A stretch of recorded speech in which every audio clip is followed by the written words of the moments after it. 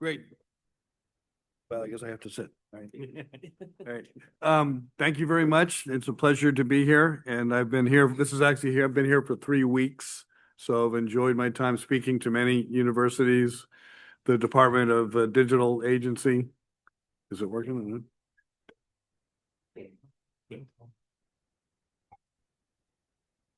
Yeah, we check the sound. Okay, yeah. It's fine. It's fine. Okay. Okay. Yeah. So I've spoken to the Department, the Digital Agency. I've spoken to AITP, multiple universities, and the Ministry of Higher Education. So, and now I'm here as well. So, this is there's a lot of material here. So we're going to go through it quickly. So, we will be providing the presentations to everybody. So you can always feel free to follow back up with me, whatever. So the title from the feedback from working with the BAP team here was to really talk about, we're calling it strategic transformation.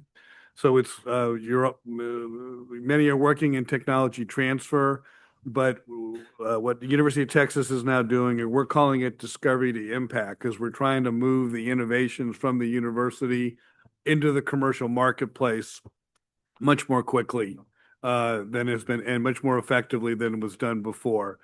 So, what I'm going to talk about I'm going to talk about 4 main points here. The first one here is building innovation ecosystems through networks and entrepreneurial communities. So, this is what UT has done. UT, as University of Texas, has done very effectively through the years, and it starts with a university that has academic excellence, innovative research activity, and then the city we're in is a global hub, and I want to talk about that. And then the having international impact as well.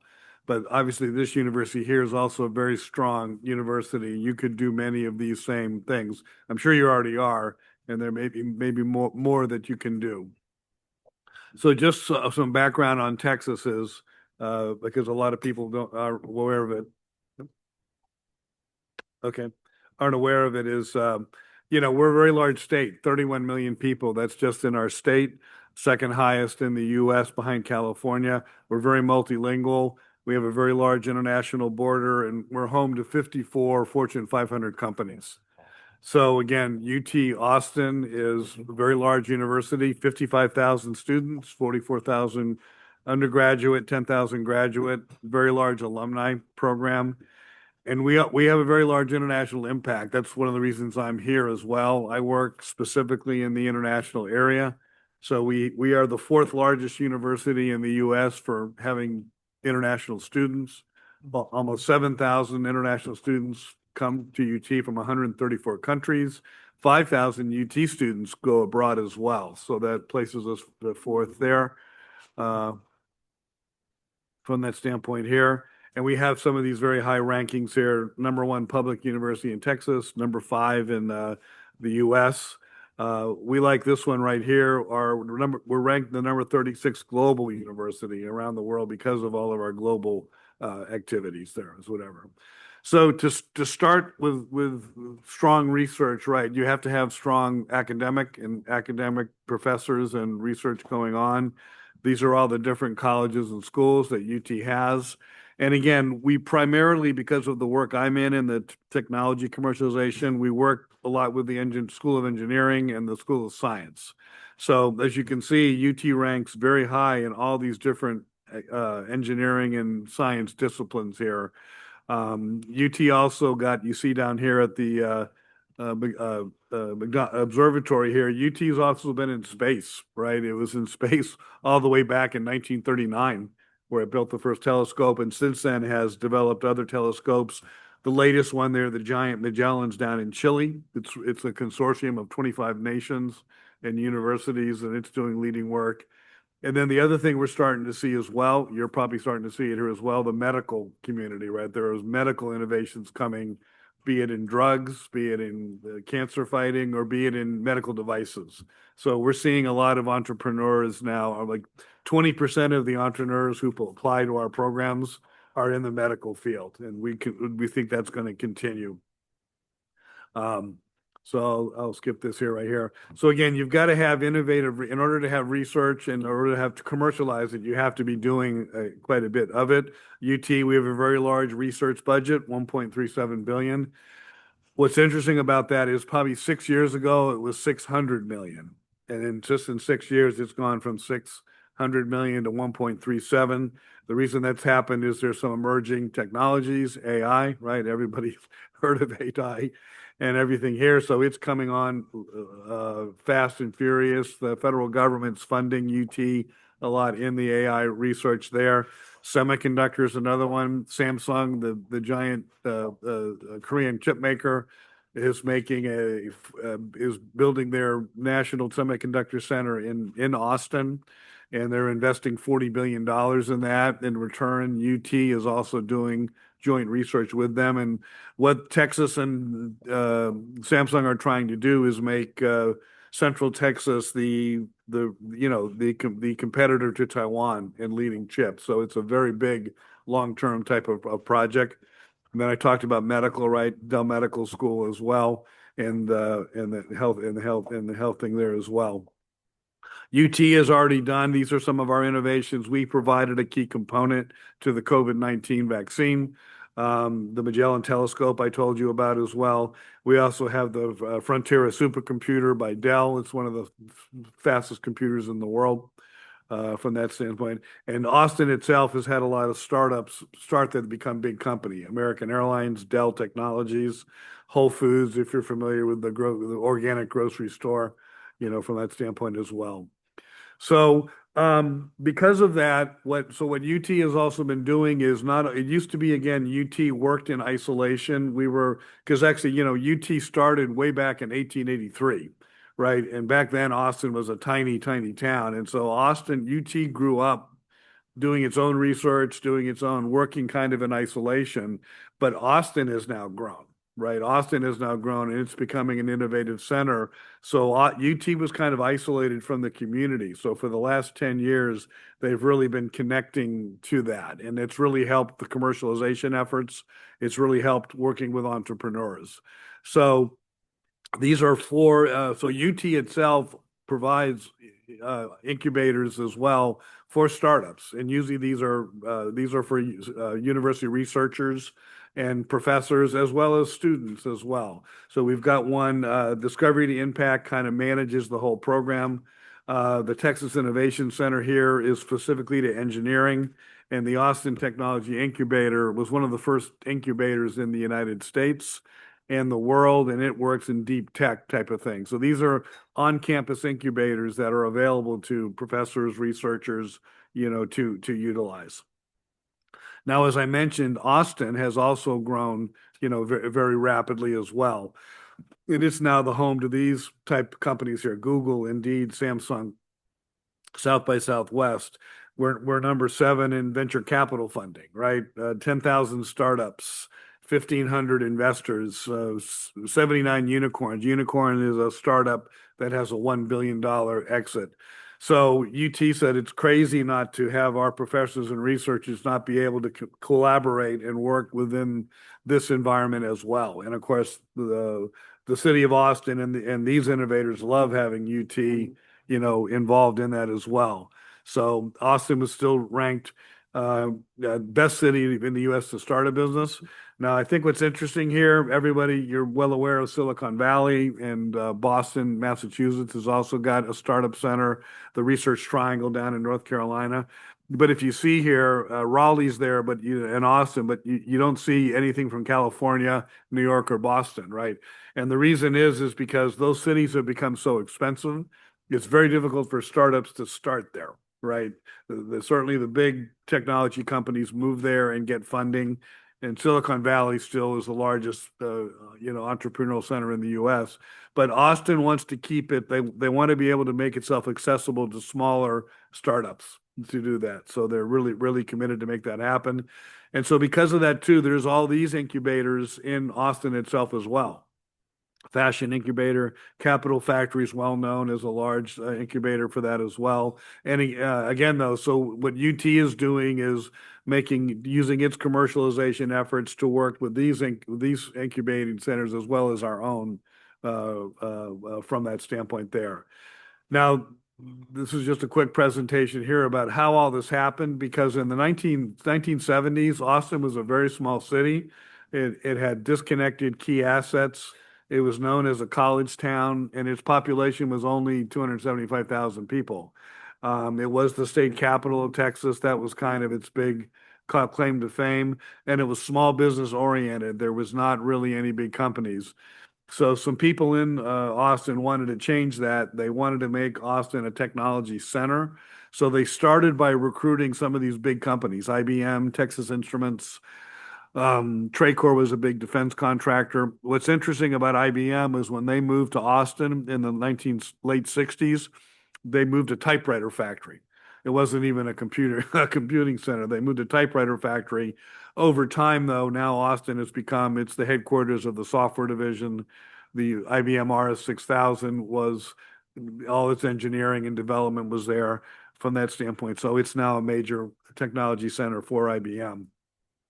This is how Austin used to try to attract tourists to come, right? You can see there's the University of Texas is right here. We have a swimming pool that's very popular, and we're a river city, but there wasn't really much to attract tourists really to come. And but here's Austin. And so that was back in the 1970s. Now today, 40, 50 years later, we're still the capital of the state of Texas. We've got 31 million people, like I talked about, second in the U.S. California's 40, so we're gaining on them. We're gaining on them. And Florida is the third one at 19 million, but you can see there's a big gap between California and whatever. And Florida is mostly tourism. From that standpoint, it's not a technology center like California and Texas is there. Our economy by itself is eighth largest in the world, just by itself. We're larger than Canada, Brazil, Russia, and South Korea from this standpoint. And now our population has grown. We're the 10th largest city in the U.S. And we're projected, believe it or not, I find this hard to believe, to be 5 million people by 2050. So this is causing lots of infrastructure and growth issues in Austin, and city and state leaders are trying to attack that. But there's no doubt the growth is there as well. So having said that, in detail how this really began, I'll leave you with this right here. This gentleman right here was the dean of the business school when I was there. I was fortunate enough to meet him. He was a Russian immigrant who his name was George Kosmetsky. He was an academic at the University of Washington, but then in the 1960s he started a defense contractor on his own with a partner. It was very successful. The company's name is Teledyne. It still exists today, and with that after doing that, he then decided to go back into academia. He came to the University of Texas to be the dean of the business school, but he wanted to continue working with innovations and entrepreneurs, because he said there was no help for entrepreneurs back then. They were on their own. It was kind of a miracle his own company succeeded, even though it was a great technology. So he wanted to combat that. He created something called the IC Squared Institute, and that stands for Innovative Creativity and Capital. He wanted to take innovations that were creative but provide capital and other support so they could grow in the marketplace. And then he created something called this Ectoston Technopolis model that he then went to the city and the state leaders and the private sector to help build. And this is what it is right here. Now, this is kind of an all-day seminar that people go to learn about it. But basically, you have all these influencers, right? The university, the large corporations, the federal government, the state government, the local government. Usually in most places, these entities work separately. So Kosmetsky championed the model to have them work together and cooperate. So not only would it benefit the city of Austin, but UT would benefit from more research dollars, more information, more like that. Large corporations would get more employees and more technology, right?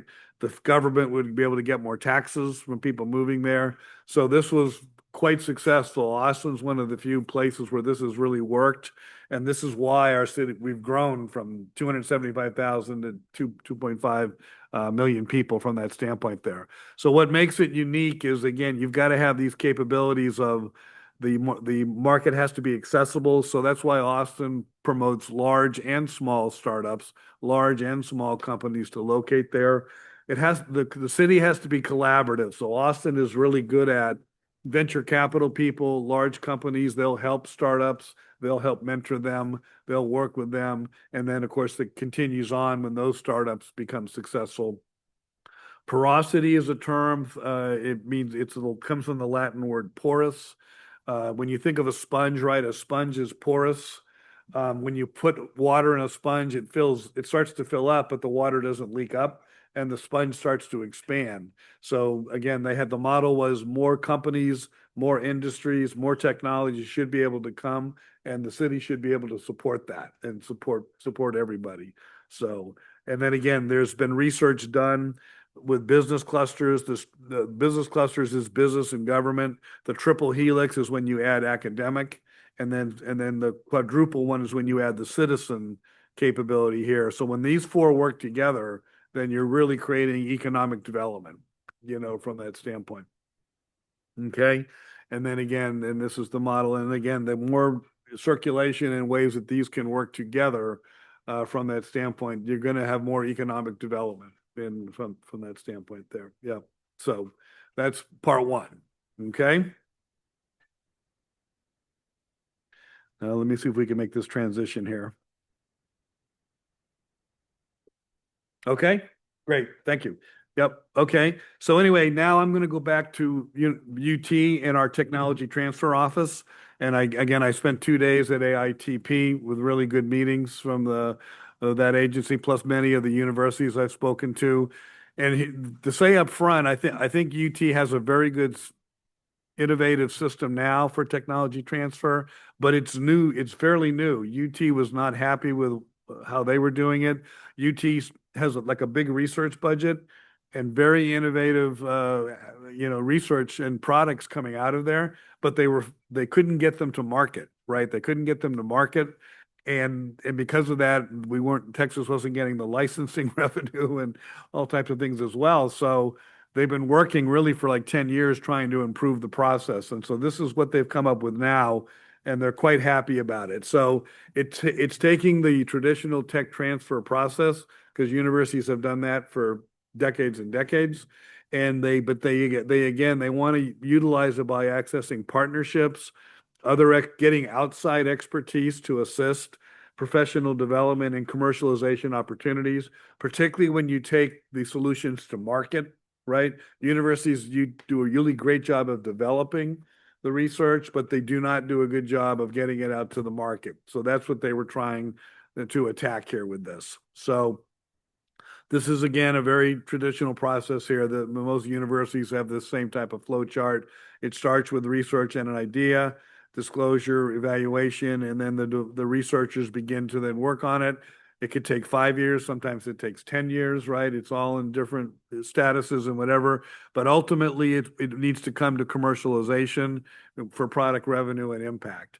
What UT has really started to do, because we are in an ecosystem of entrepreneurs, venture capital people, money, they really wanted to tap into that. So rather than have the university try to manage this on their own, look to the community to help assist them doing that. So again, these are kind of the lead Cockrell School of Engineering, the medical school of where most of our commercialized research comes out of there. From that standpoint here, we have had some discoveries in the past, like the lithium battery, for example, was invented at UT way back. This is an interesting company here, Aptronic. It's robotics technology coming out, but it's robots that really all act like a human. They can actually work on a factory floor. They're not just on a cart and a wheel. They actually can do things. So whatever.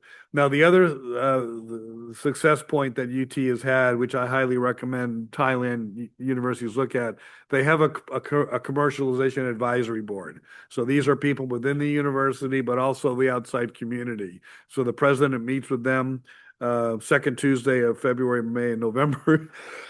Excuse me, I have a little cough.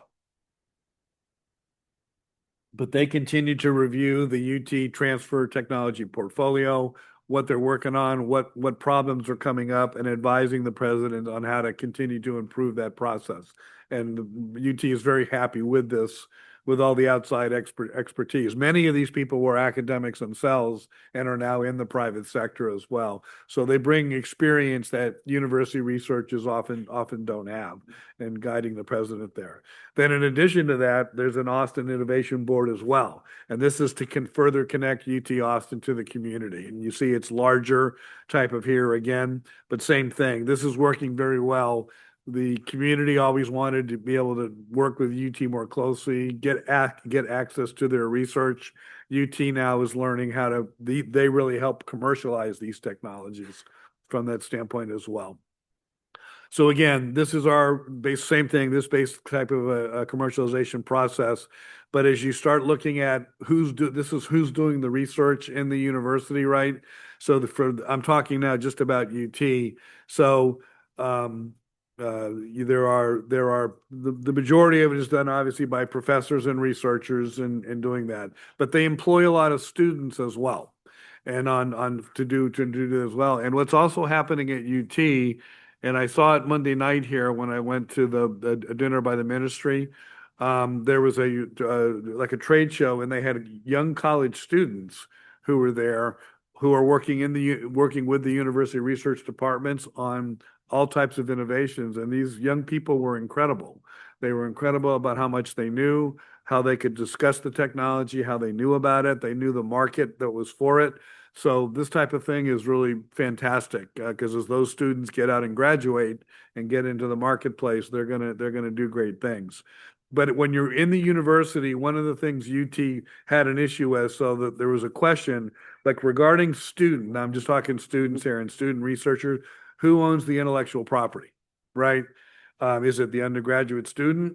Is it the graduate? Is it a graduate PhD student, or is it the university itself? UT always took the role, which is common in the U.S.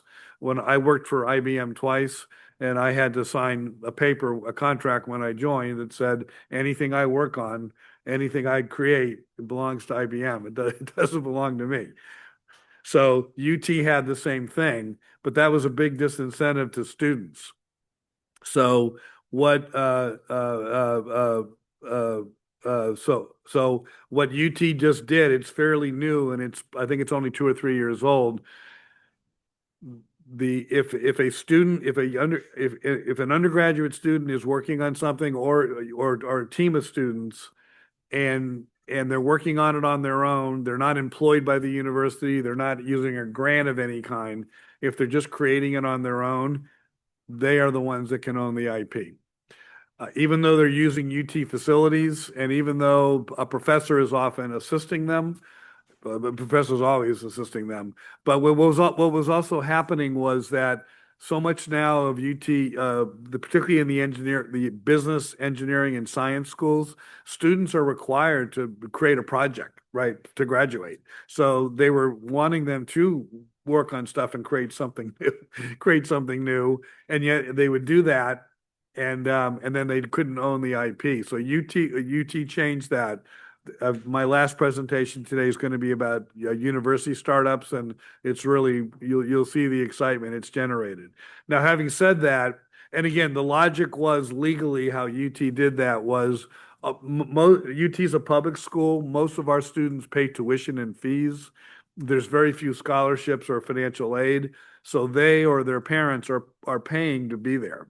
$20,000 a year, which is $80,000. So they're paying to be there to use those desks and the lab equipment and whatever. And secondly, the professors are told you can't get too involved with them, right? Because you are part of the university. So your role is to guide them and help them. But as long as the students are working independently, it's not something that UT was already working on or that they learned there, they would own the IP. No, so that's one phase. Now, graduate students and PhD students, most of the time they are under some type of scholarship or grant and aid, or they're working for the university. So in that situation, if they're working for the university and then anything they're working on, plus they're usually working on grants and things like that, that belongs to the university, right, from that standpoint, and whatever. So And again, and that also applies to an undergraduate student. If an undergraduate student, my son did this, if he starts working for the university and he's working for a professor on a grant, then that's not, he or she cannot control that. But it created a wide open thing though for students to do this on their own. And again, they have to register what they're doing. University of Texas keeps track of it and whatever, but this is done very well. Now, there's another this, and again, there's no concrete thing. There's always some nuances here. Can there ever be shared AP between a student and a faculty researcher? And the answer to this question is also yes, in some very limited cases. If a student, if a student or set of students is working on their own, but they need some assistance, right? They need more assistance than just the professor guiding them, and the professor is interested in helping them. Then UT can set up joint intellectual property between the professor and the student. Again, this is rare, but it has come up, and it probably will continue to come up more. Again, all types of rules around it. It cannot be anything that UT was looking at before, and it's got to be completely independent. But anyway, it provides another way that is provided is fair. I think it's more fair, and it also lets the professor do stuff rather than getting involved, volunteering his time, so he can actually share in that too. So anyway, this looks like it's working well. Full disclosure, this is fairly new, so we'll have to see 5 to 8 years from now how it's doing and whatever. But it seems to be working well. UT is very happy with it. Okay. The other thing we talked about this already as well. The UT does have companies, right, that have come out, right, ever, and these are like these are the incubators I talked about that are on campus that students or professors, researchers can use, and there are companies. Here's a kind of a path. It was awarded a National Science Foundation grant.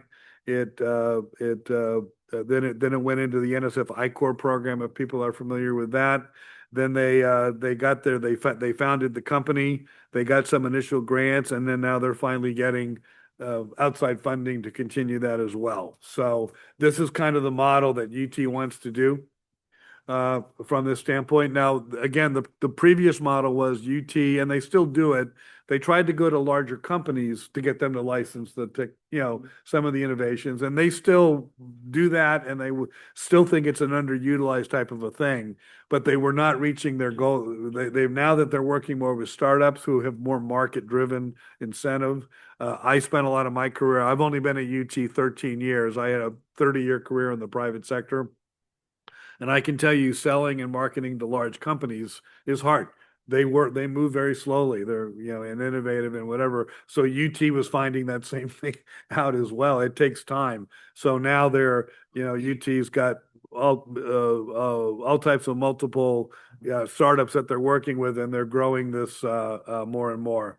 And the other thing is that they do too. They help for both the researchers and the students. They have faculty innovate ambassadors as well. That also, again, if you started a company and you're having issues, so this isn't so much on the technology, but commercialization and the market. And these people advise, simply on that as well. And then UT does provide all types of, because we have so many venture capital people in town, they want to see what the new startups are and the new technology is. And so we have these showcases, STEM Entrepreneur Workshop Series. We are a NSF I-Corps hub itself. We teach not only UT people, but the community at large, the I-Corps program as well, from that standpoint as well. Yep. Okay. So there's that. Let me go to the one here. Now, the other thing is that, and this applicably does apply to Thailand, because this is the work that I do. I've worked a lot with Korea and Japan and India, and while the technologies coming out of all three countries are fantastic, the internal market within that country is not large enough, right, to really have a startup be successful. If the startup has a really innovative technology, they really are forced to go to the US or to Europe in order if they're going to really succeed. from that standpoint. So what I do and what UT does as well is we help these startups, if the ones that are more mature, if they want to go global, how to do it. Because there is a unique thing you have to do. You have to start to understand the U.S. market, the U.S. culture, the European market, the European culture. Could be very different from what it is here in Asia from that standpoint. So there is a set of consulting and training that we provide and assistance to help these companies succeed. So I just want to talk about that real quickly here as well. So remember this guy I talked about as well. He also was involved in what I do here as well. So he started IC Squared Institute in 1977. And then again, that institute, I didn't explain what it was. Yeah, and so then he did the Austin Technopolis model. At the same time, because UT was a global entity, UT had a lot of international institutions and people coming saying when they saw what he and UT were doing with startups, they said, "Can you help us do that?" Right? And he said, "Sure." Right? From that standpoint. So he created a global commercialization group. This is the group I first joined when I came to UT. So we had a domestic group working with US. We had a group working with Austin startups, a group working with US domestic startups, and then he created one for the global startups from that standpoint as well. Then universities reorganize occasionally. So I was transferred to Texas Global to be with the other international type of people. So anyway, but we've worked in 40 different countries in the last 25 years and whatever. And I worked with a 3-person company in Korea, and the father was an engineer at Samsung, and he developed a green magnet, a magnet that could be used in space without using electricity. Electric magnets are fire hazards, and they also drain the power of the space station and whatever. So he developed that. Yeah, so he was the developer and the inventor. His wife was the accountant and the finance person, and the adult son was the salesperson. So I worked with all three of them, and we actually got NASA to license their green magnet, whatever. So it can be done. Now, there's no way they would have been able to do that without the University of Texas and our contacts and whatever. But what we do, though, is we teach these concepts of global marketing, and yeah, and the idea is for the startup to learn and then take this on their own as well. And we've been very successful with that, with all these programs here. So this is a quote I always like about Dr. Kosmetsky. He said, once he started working internationally as well, he discovered that there were all these fantastic technologies around the world, right? And he said, science and technology is too precious a resource to be restricted from drawing the world together. This is what the 21st century is all about. He said that in the 1980s, though. So he had already seen what was happening, and then he worked for the rest of his life expanding this type of a thing as well. And he's been exactly right. He's been exactly right. So the reason why the U.S. had previously led in innovation and startups was because we had the best infrastructure. If you could bring that infrastructure and training to the rest of the world, then the rest of the world can be doing that as well. And then we're all going to benefit with it. Like I said, for NASA, there was no U.S. engineers that were inventing that green magnet, and it was developed in Korea. So having that type of innovation that can cross borders is really what I do as well.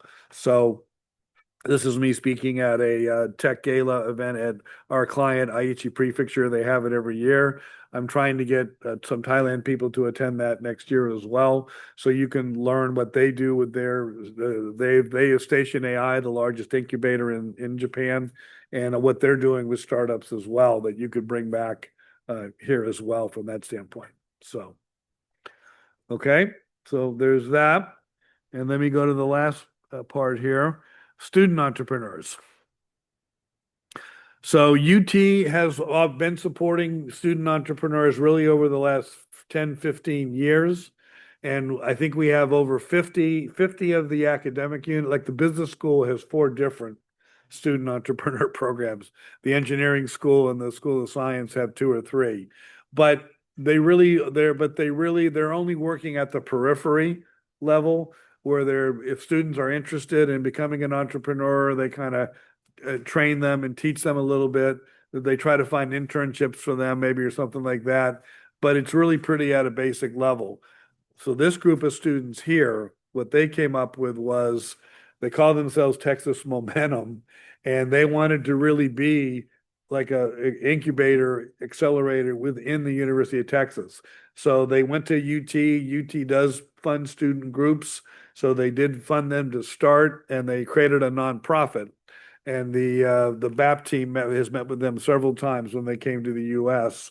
And this is really something they're really moving. Now, what has really occurred is the reason why they've grown all of a sudden is because UT, remember you, I said UT enabled for undergraduates to be able to keep their IP. So once that happened, now all of a sudden there already were a lot of students at UT that had inventions because in the US it starts in high school. Right, high school's got incubators and labs. So kids are now in high school. They come to college, many of them already with an innovation in mind or that's worked on, and they continue it there as well. So anyway, what they do is they let startups know both within UT that they have interns, right? They recruit freshmen and young people, and but there's really smart people. There's people studying engineering, computer science. They've got really great skills, so they make them available they provide startups over 1,000 hours of high impact product development, and it doesn't cost the startup any money, right? From that, or it costs them a little. They have them pay an annual fee to join, but it's low. But because of the funding available from UT, the students volunteer their time, and the students want to do it right because it's an internship or they're learning really, really great skills for their own job, when they're going whatever. But yeah, so what they do is they work through the semester on 5, 6, 7 companies. The students help them achieve goals because again, everybody's trying to get to market more quickly, right? From that standpoint or whatever. And every semester they bring in new companies here as well. But again, they're making this great pool of talent available to the university startups. So the researchers get additional talent to help them move the product along. Other student businesses do as well from that standpoint. So they have a team and a board. These two co-presidents here. I've met with them before I came here, and they have a VP of business development who looks and finds more startups and whatever. So yeah, it's been a boost of talent and resources that these university startups can take advantage of or whatever.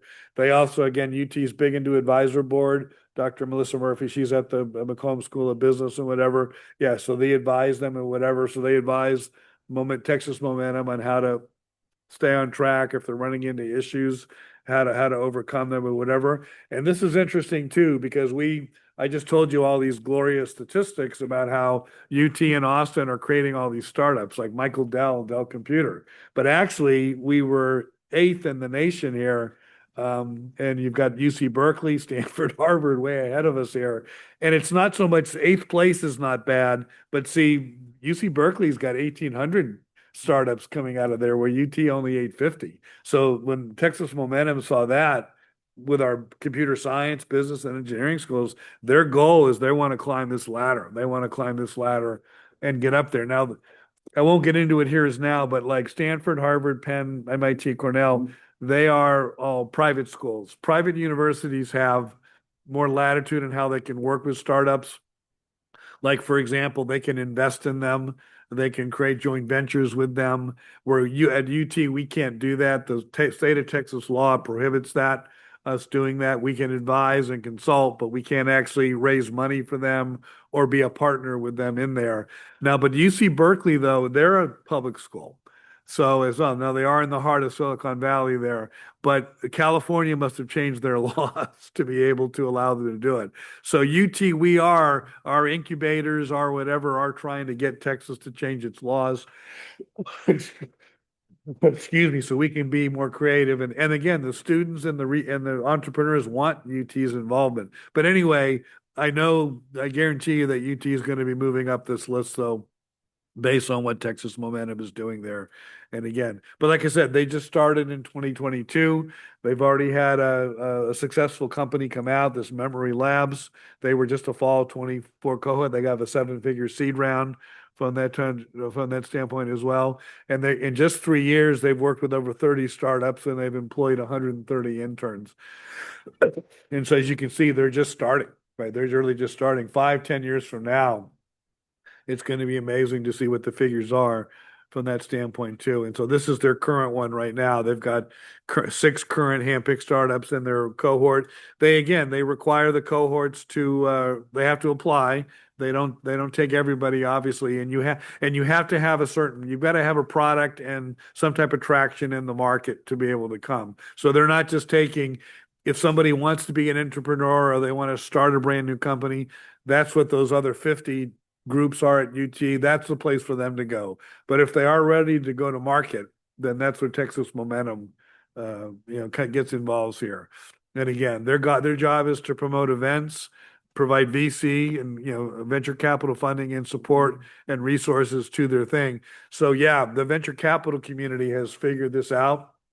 So some of the next best startups are already in these labs. And so, but again, if it's UT research, that UT research is going to get out to the marketplace much more quickly, yeah, than it would other plays from that whatever. So yeah, and whatever. So here's what they do here. So this is how they get their funding. They do have backers within the university, UT itself. The Harkley Engineering Center is the business school. Herb Keller, these are all the McCombs Business School. They do have external sponsors that donate money. There you see Claude, the AI company there as well.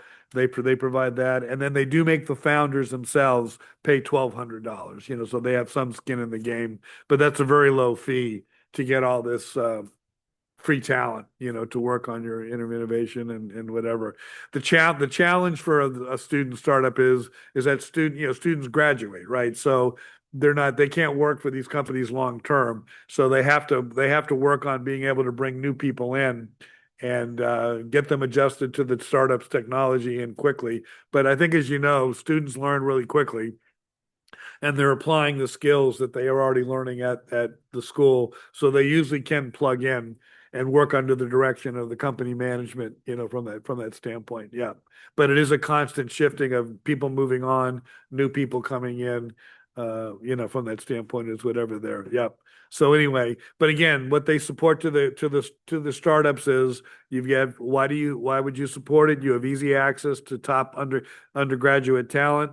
You can speak at these companies can speak at these events, and you can support high potential startup on the strength of UT's business program and research. So this is really taking off as a thing. And I think as you talk to the BAP team, they met with them and they had presentations by them, and you guys were really impressed by them, right, as well, of how. But again, it's just another avenue to provide more support. The ultimate goal is for university research and to get out there into the commercial world.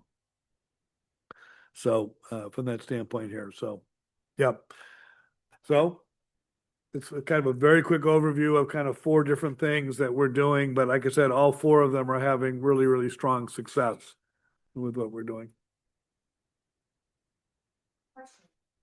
So when you run incubator and exploration program, do you usually separate between faculty versus students, or do you recommend? Yeah. They're definitely separated, but there are so for those incubators that are on campus there, they are usually with faculty researchers or advanced graduate students. Those are not So this Texas Momentum, they don't use things like that. These